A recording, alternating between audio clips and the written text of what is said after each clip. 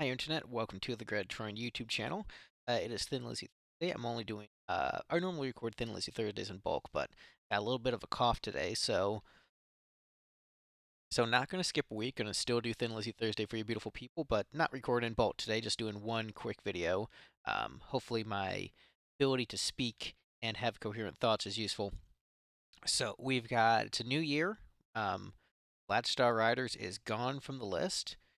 We still have some Dare and 21 Guns, some Grand Slam, but for the most part, mostly Thin Lizzy left on the list and some Phil demos. And we're only 70 songs left. So, like a year and a half left of Thin Lizzy Thursday before we're done. So, let's see what we're doing this week. Gonna pull up some random music, find out what Lizzy song we're listening to.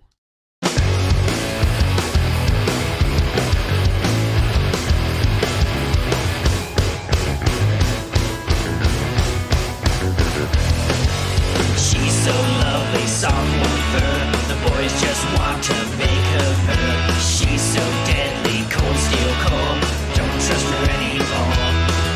Her big green eyes bore into me. I'm entranced by her beauty. Subtle lies, what is her plan? To be the death of man. She's sent from the future to destroy the past, melting our hearts with a laser eye blast. Sent from the future, she's sent from the future to destroy the past.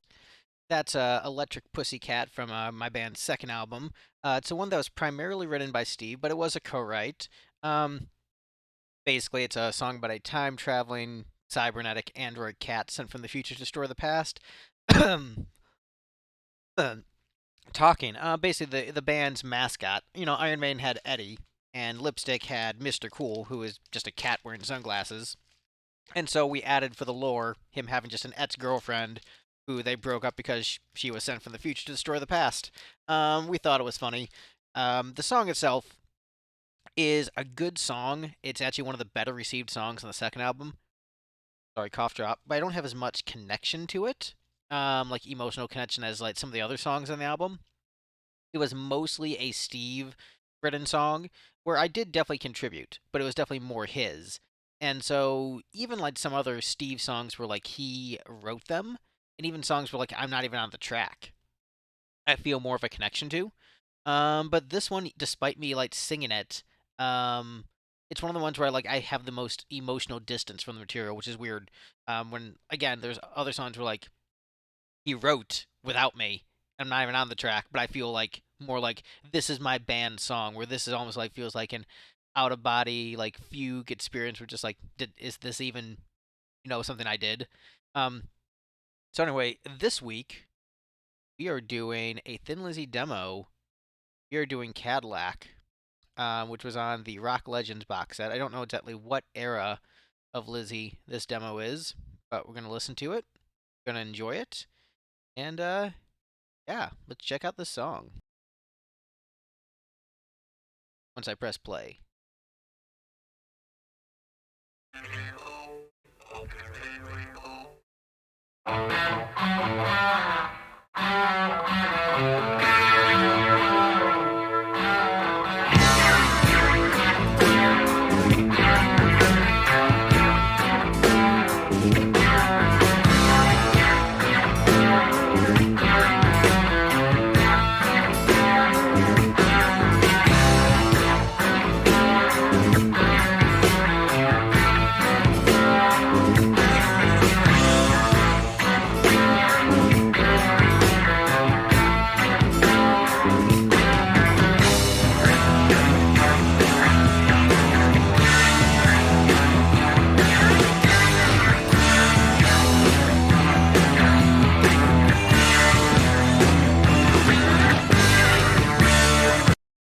So looking at the comments, um, people are saying this doesn't sound like Phil on bass, and also people are saying that there's what lyrics Phil would apply to this classic riff.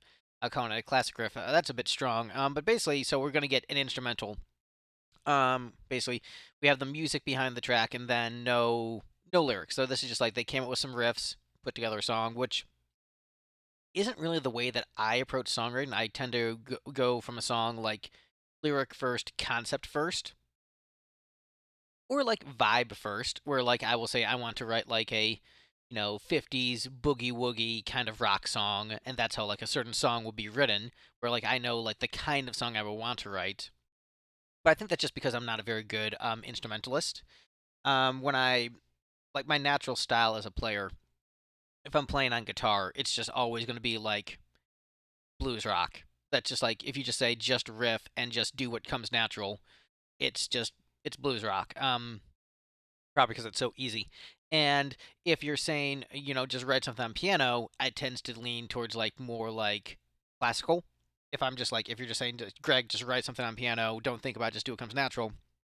It tends to sound more classical, and I think that's just because like the way the instrument is laid out and like what the like optimum way to play each instrument is.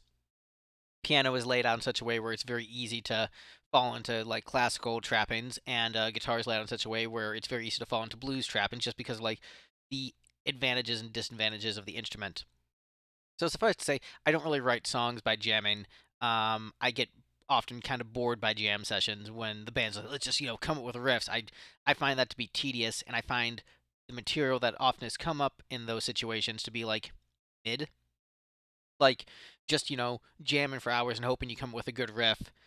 Like often leads to pretty fruitless results, and that's not to say that some bands don't work well that way, but never really was my cup of tea. So anyway, we've just got the band jamming on some riffs, potentially not even having Phil on the track, according to some people saying it doesn't sound like his bass style, and it's like it's fine. Um, we still have like another 3 minutes left in the track, so let's keep going and see if it goes anywhere.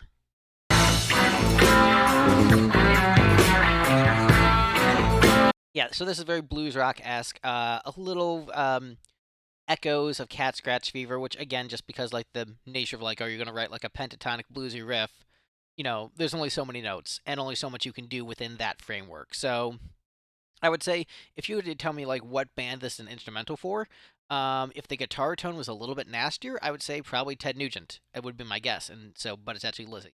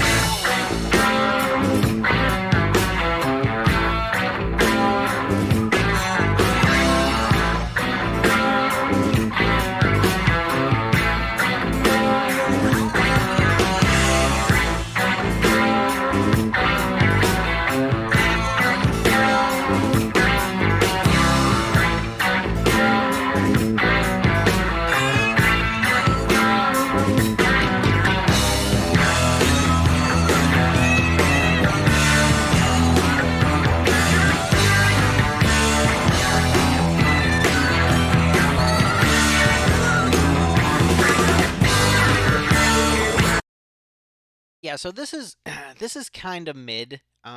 It's like okay, so it's 70s bluesy classic rock, which I am just inclined to like. It is a style of music I have a great affinity for. I enjoy those early Ted Nugent records quite a bit. So this is giving me a lot of Ted Nugent vibes. Um, I'm just assuming this feels like a Robbo kind of riff. Just my hunch, just this really feels like Robbo.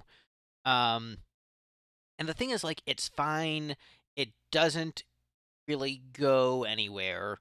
But, with some good lyrics on top, like, this could be, like, a solid song. And so I get, like, as a songwriter, if you get, like, an idea, you just record it quick, jot it down so you don't forget it.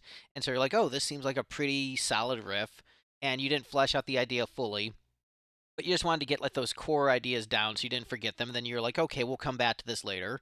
And then when you have your other wealth material, you decide, oh, this idea fell to the wayside because we just had stronger ideas. So this is like like a note. It's less of a song and more of like, here is a note. Here is me trying to come with an idea and jotting it down before I forget it. And then I will come back to this later. And then it never really returned. To my knowledge, I don't know, Brian Robertson's discography as well. So it's possible he might have reworked this into a different song. Maybe it's a Scott song. But it really feels like Robbo. It's fine, but it's hard to like compare to something uh Got to Give It Up, which we haven't done that yet. Have we done Got to Give It Up yet? Yeah, no, we've done it. Okay. There's only one song from Black Rose yet. Get Out of Here, which is a great song. Um this is just like it's a fine instrumental. It's a rough draft of a song that will go somewhere eventually, hopefully. Um well, that was the intent. But I can see why this fell to the wayside because like it's like a solid riff, like a solid main riff, and that's kind of it. And that's why a lot of like the riffy guitar players kind of annoy me because like their idea of songwriting is like I wrote a riff. I'm like cool. And then the riff is like a B plus riff. Like it's not a bad riff, but then they have like nothing else for the song. And that's kind of what I'm feeling here.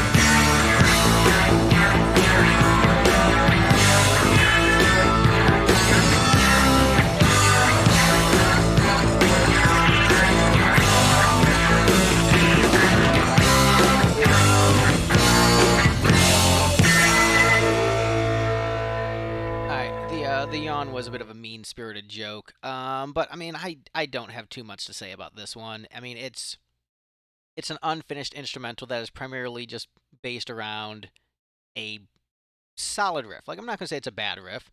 Not gonna say it's an amazing riff. It's solid. I'm just sticking it at the bottom of C.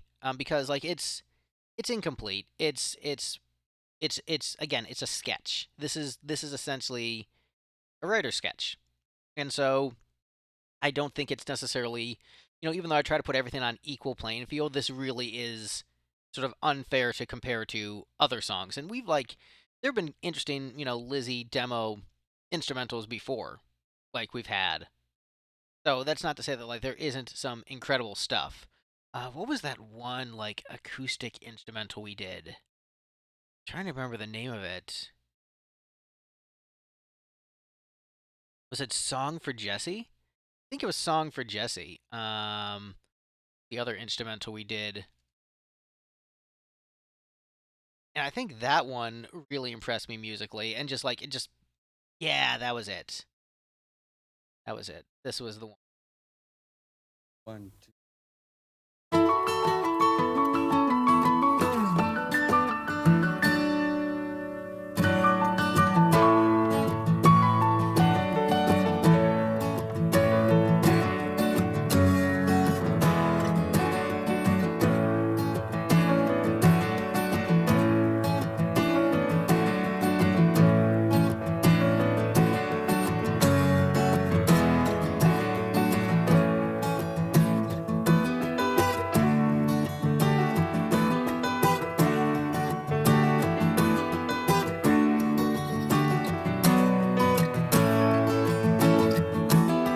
Yeah, Song for Jesse was way better.